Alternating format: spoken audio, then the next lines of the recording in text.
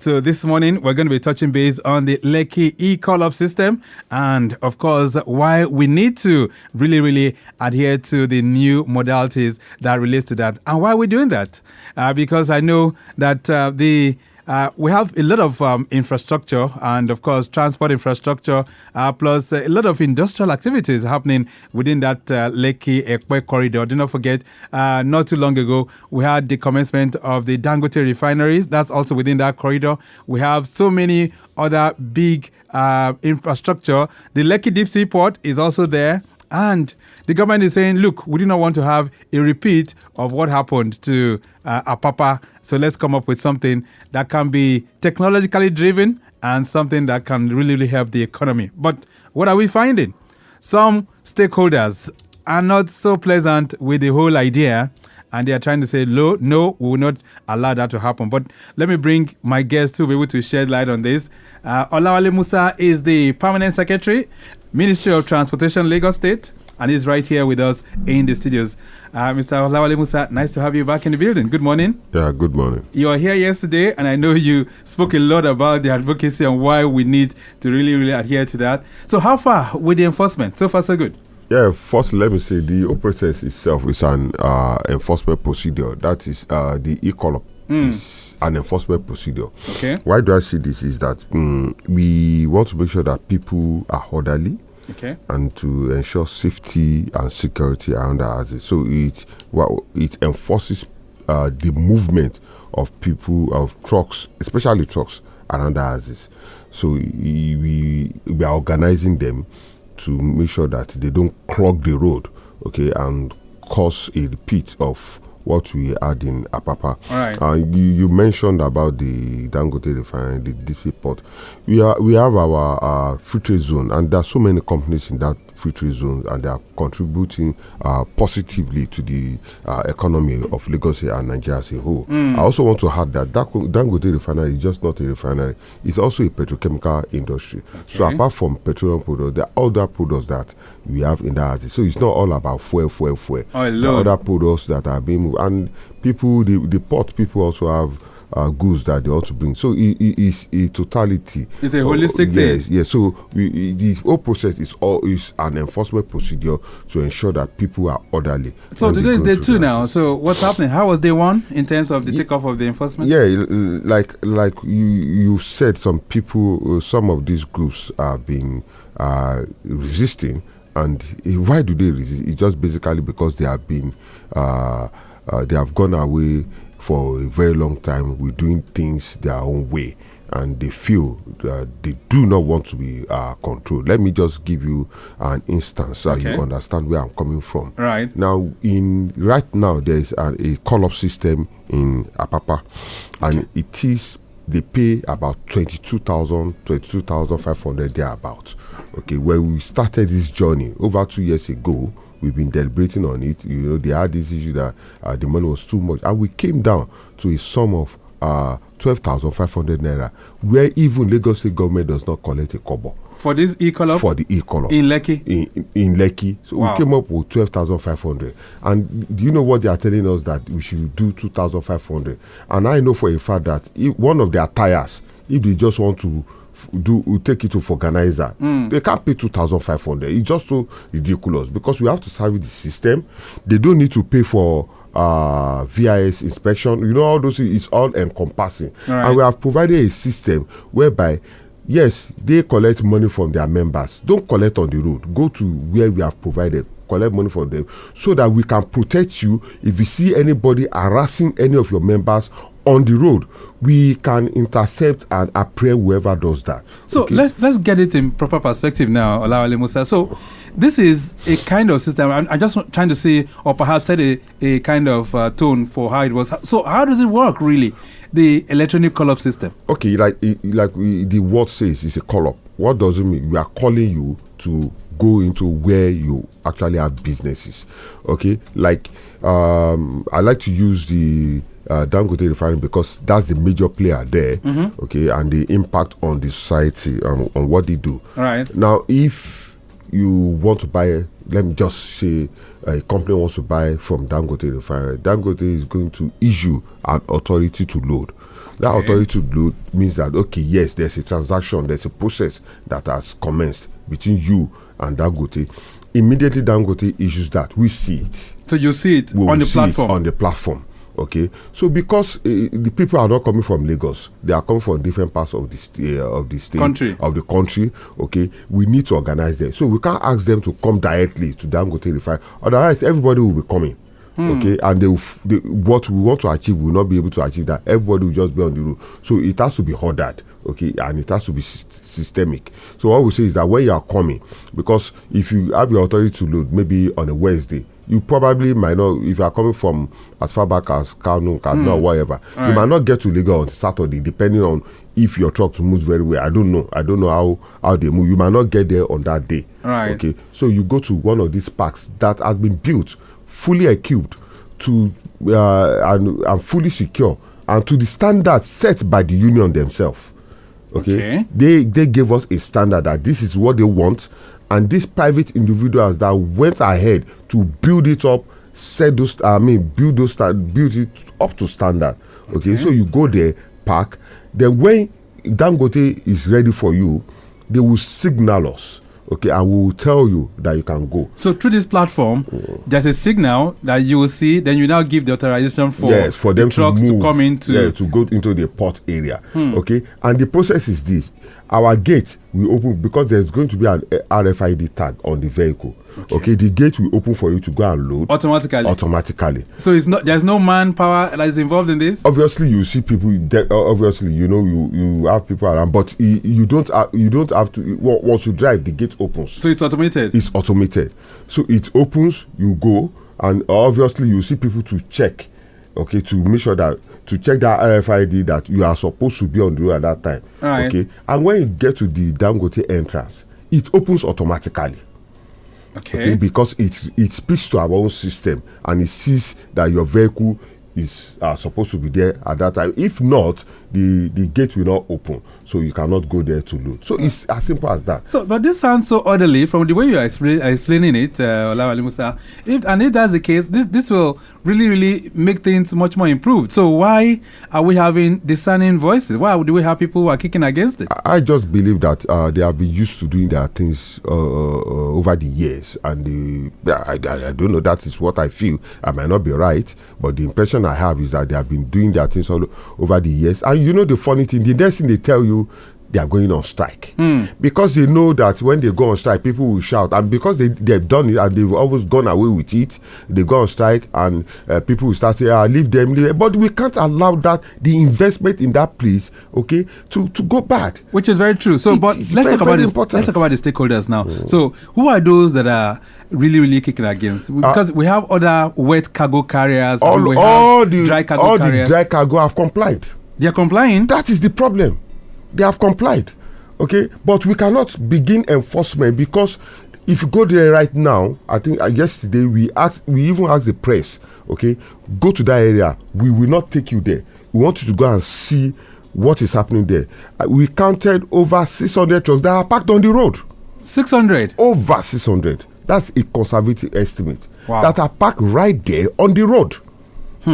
Quite unfortunate. Flash update coming in from the Ibeju-Lekki corridor says there's a fatal accident involving a bus and a tipper at Alatishe Ibeju-Lekki inwards Aja. And I understand men of the traffic managers are on ground trying to attend to it while awaiting a tow truck.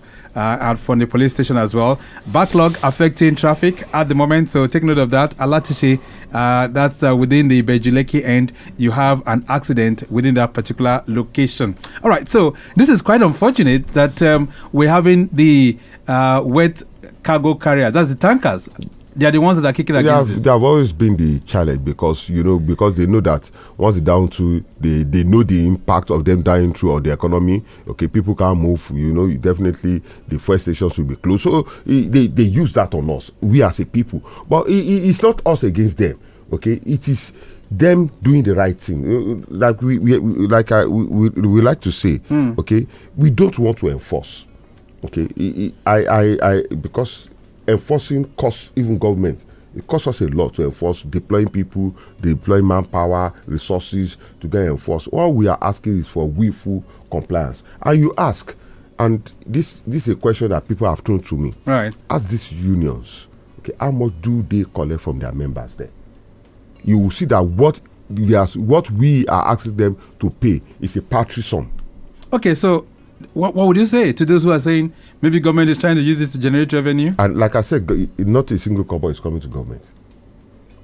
Not a single dime. Not a single kobo is coming to government. It encompasses, one, the people that have built their resources there. Okay? You have to pay for parking, okay, and to use their facilities. Then we have to service the system. When I say service the system, it's technologically driven. All right. Okay, we service it. And even their vehicle inspection, they don't need to pay for it. It's there, it's embedded. Okay, and maybe sometimes we need to do a bit of enforcement because you need manpower to do all those. Maybe a vehicle breaks down, to tow trucks, all those things. That is all embedded. Nothing comes to government. Not a dime. So what are they supposed to do really for them to be plugged into this system? What's the first step? Are they supposed to register? Yeah, they just register online. That's all. Register online, make the necessary payment, and that's all. So how many of the truckers are registered at the moment? Right now, the dry cargo, I can tell you, over 7,000 have registered. Already, but we cannot enforce. Wow. So for the wet cargo, how many of them are registered? As of yesterday, the last time I checked, they are about 52, 54. That are registered for the wet cargo. Yes. So obviously, they are not very willing to come in for this registration and be part of this. So I think it's because they believe they will get away and they can continue to do things their own way. Have you had engagements with them? We've been on this thing for over 2 years. The meetings that I have personally attended will be like 15. And this was even before, it started even before I got to Ministry of Transportation. So it even precedes me. I didn't start this. Okay, we had people who had vision and they saw what was going to happen. So immediately I got there, I keyed in it because I've been part of the enforcement process in Apapa. Right. Yes, I know what we used to have there. So we keyed in immediately and we ensure that okay, this thing comes into fruition. Okay, it started a long while. We advertised that for even that people should come in and build park within that corridor. That corridor, and the people came, invested. They invested money because we thought that okay, as a government does not necessarily have to be doing everything. Okay, let people come in, invest their money, and get their returns. I was just listening to the news this morning. Lekki residents, they've said the Lagos State government should not allow the truckers, those who are defiant on this, to really do things that will not allow the system to work. They are encouraging that government should ensure that this e-call-up system is fully functional. I do not know if you had engagement with them before now. The Lekki residents? Yes. They are in support of what you are doing? You see, if you grew up in Lagos, there were basically 2 GRAs in Lagos.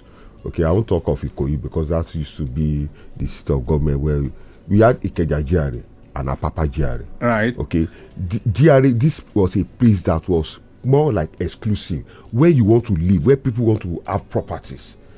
Go there now. You have a lot of properties that have been abandoned. That's true. That's very because true. of what has happened there over the years. So if you don't take care and we don't nip this in the bud, that assets is going to die, and we don't want that to happen. All right. Maybe that's the reason why those Lekki residents are because they have investment in those areas. They will not be able to go into their houses. They will not be. Their children will go late to schools. You know, so many things happen in case of emergencies. You can't get. I'm telling you, as I 3 weeks ago, somebody called us and the report we have from last month, there was a 12-hour gridlock. That's it. That's very true. Yes. That's very true. Can you imagine? So, in terms of the truck transit park there, do we have? I mean, what's the capacity? Can it accommodate those trucks? Right now, we have about 2,300 capacities. Oh, for those trucks? Yes. That should be sufficient. And let me tell you, you see, they already, like somebody who had a land of 4 or 5 acres, does not want to develop everything totally because we've been on this thing for 2 years. I've invested. Okay, I've done half. I want to see what will be what the returns will be. Yes, before I do the rest. They have the capacity. By the time they finish, we will have a capacity of over 20,000. Wow.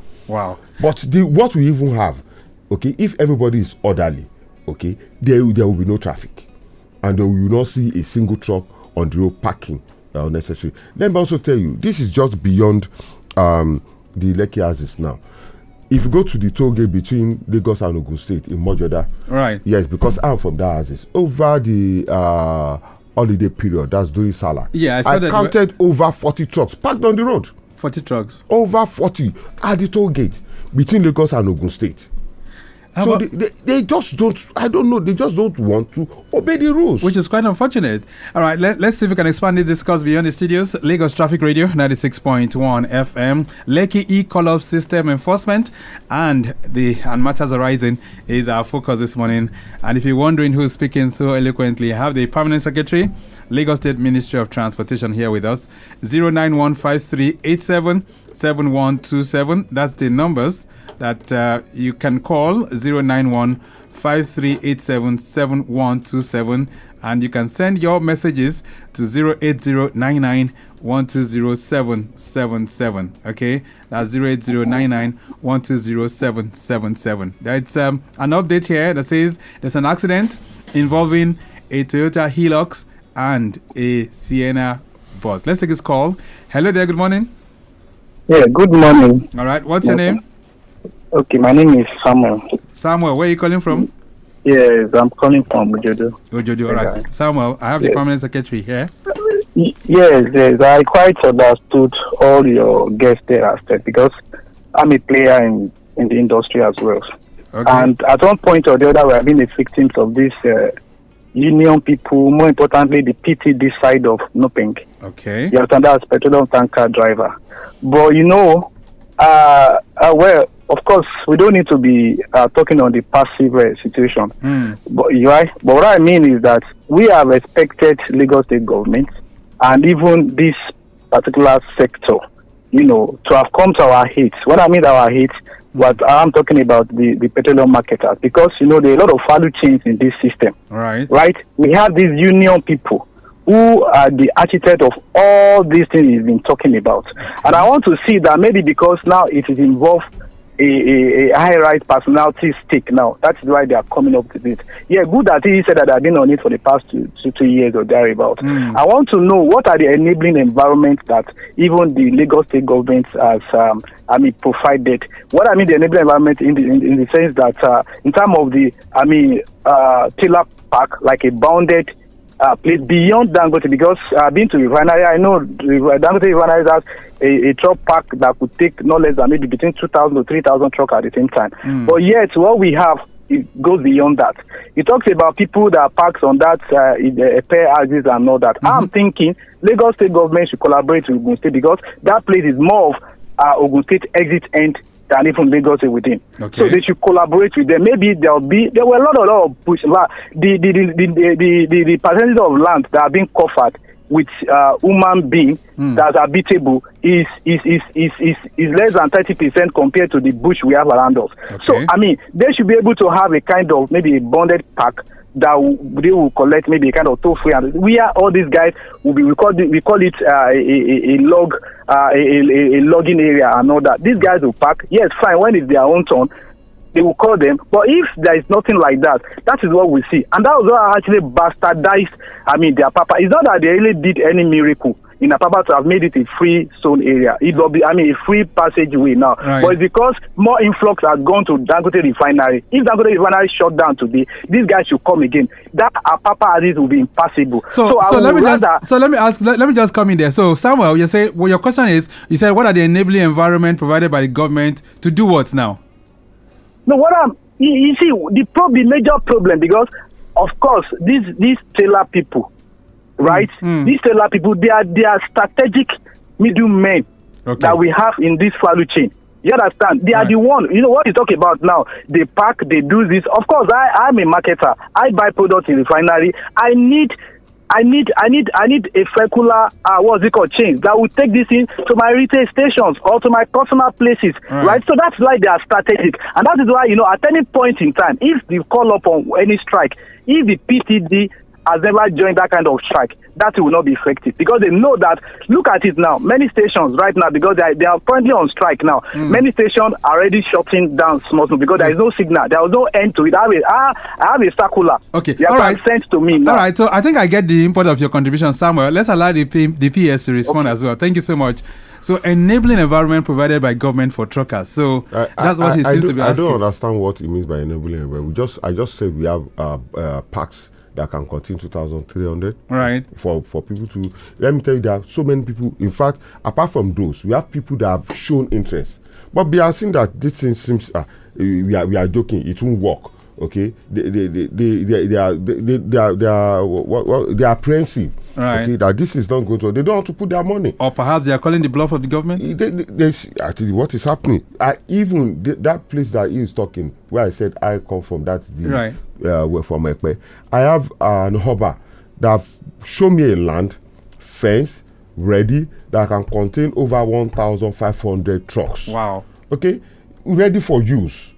Okay. And they're not ready to. But the problem is, if this does not work, people will not invest. Okay, they will not they will put their property to other uses. Let's see if we can take some more calls.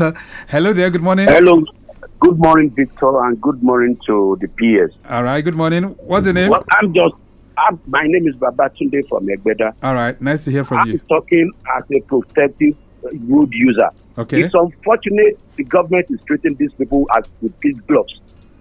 Does government provide an enabling environment for every businessman in Lagos? The fuel they are going to take there, people are going to pay for it at their stations. The driver, they are going to collect money for what they are collecting there. I believe they should allow the system to work, because they disrupted Apapa something with all these their sweet talks and all these things. Right. It's not only oil and gas that makes the economy to go in Nigeria. So the government, they did it during Fashola, they should be able to do it now. Let the system work so that everything goes well. All right. There should be those sacred cows that, okay, there's a business nobody can touch because they want to go on strike. Let them go on strike. Okay, then. They should not treat them with kid gloves.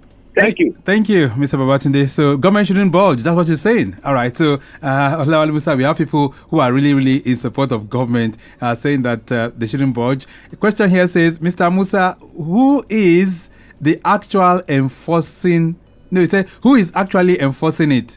Is it LASMA, the police, or a private company? Mr. Kazim is sending this one in. It's government that is enforcing, and it's totality of all government enforcing agencies. We are going to have the police, LASMA, even VIS.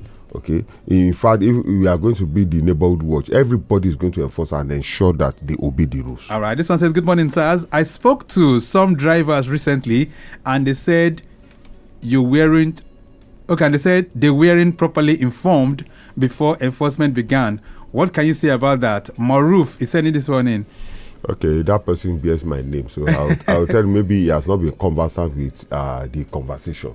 Okay, I can remember I was here some time ago where we had to suspend. That's true. That was in March. And we've been on this for over 2 years. So if they have not been informed, it's not like we are going to inform each and every driver. We speak to them through their various unions. Okay, we can't start calling every driver. And there is no union that we have not called for meeting. And just like 2 weeks ago, the deputy governor himself chaired a meeting with them. Yes, and they were there. The only people that were not there was the tanker driver? No, not the tanker driver. What do you call them? Not Ipman. Okay. NATO. Okay. And we were surprised that NATO was not there, and because although we had some technical issues, but we had, because the deputy governor was even appealing to them, please look at our generation, the future of our kids. If we get it wrong now, okay, in the next few years, we are going to have issues. Let's see if we can take some more calls. 08099120777. Hello there. Hello, good morning, Victor. Yeah, good morning. Comrade Daniel, honorable man on the line. Nice to have you, Comrade Daniel.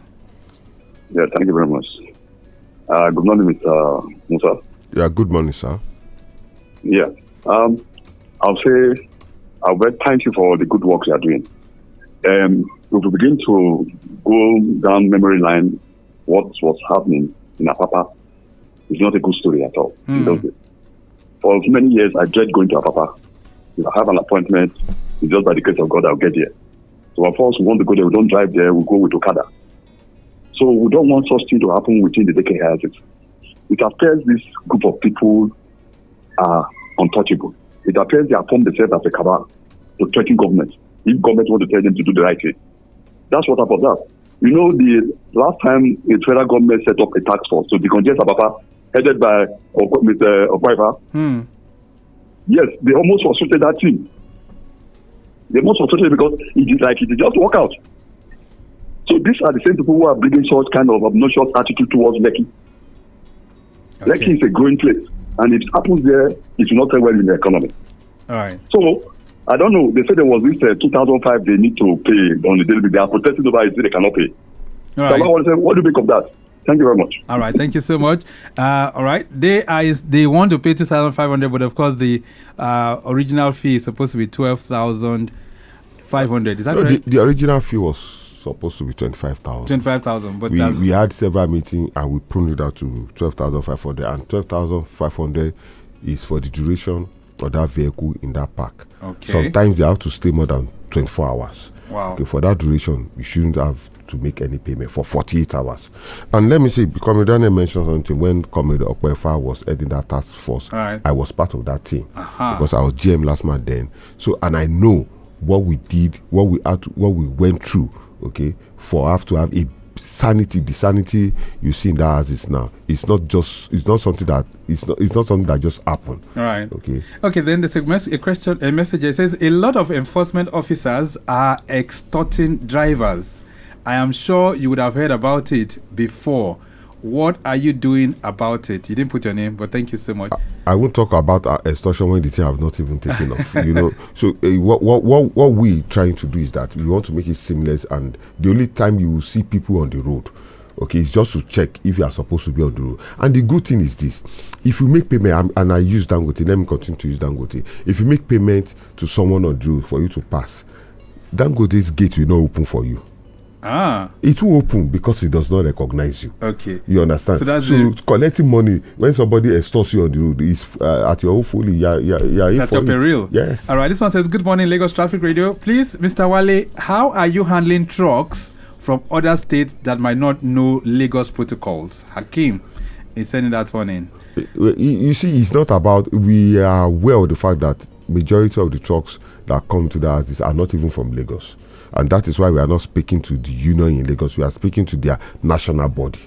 Okay, so it's and what I said was we've been on it for 2 years. So we have gone beyond them not knowing, and that is why when somebody says they don't know, there is no union, okay, in Nigeria that has business to do in that as that is not aware of our process and the procedure. We've even we've done a lot of training for them. You won't believe this. Wow. We've done a lot of training. Since last year, we've been training them on how to use our platform. In fact, when the software we are using, okay, they were part of those that said this is the way they wanted it. Wow. Okay, to make it easier for their members. So that means you've had a series of engagements with them. Series of engagement. All right, this one says, for drivers without smartphones or internet access, how are they supposed to comply? You didn't put your name, but thank you so much. I think that's part of what we are just addressing now, right? It's very easy. The driver will not just start the vehicle and start moving.